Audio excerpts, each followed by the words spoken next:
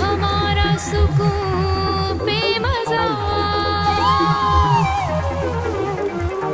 तुम्हारा जुनून बेकमाल हमारा सुकून बेमज़ा तुम्हारा जुनून बेकमाल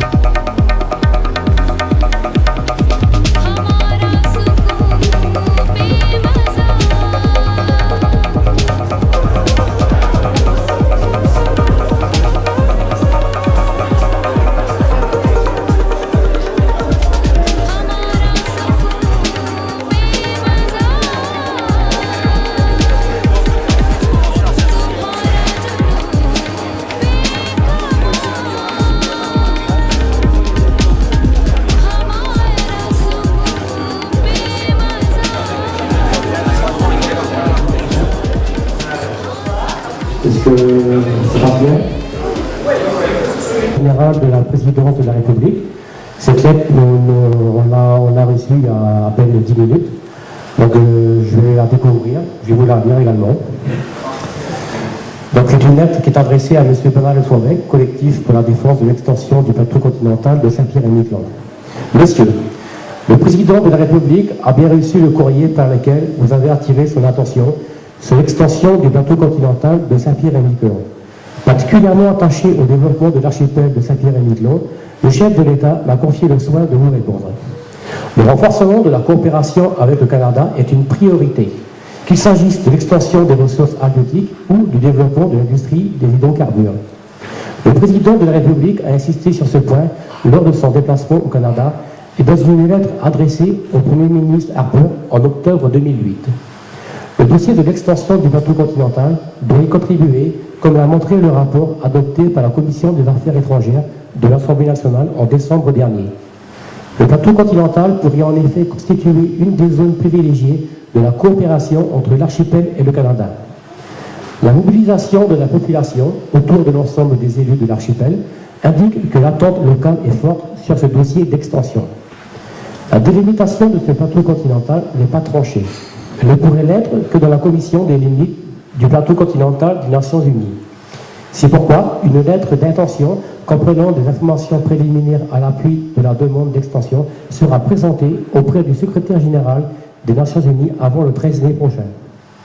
Cette démarche vise à préserver les droits qui pourraient être reconnus à la France sur cette zone. Elle doit, en tout état de cause, aller de pair avec une intensification du dialogue avec nos partenaires canadiens pour renforcer la coopération régionale entre la France et le Canada. Je vous prie de croire, monsieur, à l'assurance de mes sentiments les meilleurs. Et c'est signé Claude Guénon, qui est secrétaire général de la présidence de la République. Donc, bon, on peut... Notre plaisir, ce serait revenir à la case départ, à la résignation d'hier qui ne conduit jamais au succès. Oui, vous venez de remporter une victoire, une vraie victoire.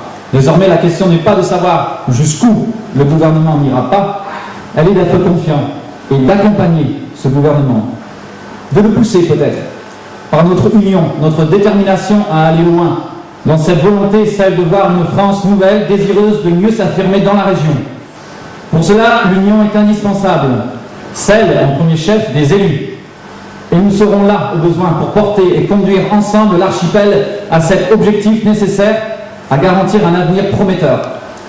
Alors merci à tous d'avoir servi l'archipel, de lui avoir porté votre énergie, votre cœur. La promesse de l'État du dépôt de la lettre d'intention doit être perçue comme un réel écho favorable à notre engagement. Bonne soirée à tous. Le verre de l'espoir est offert par la maison qui vous reçoit.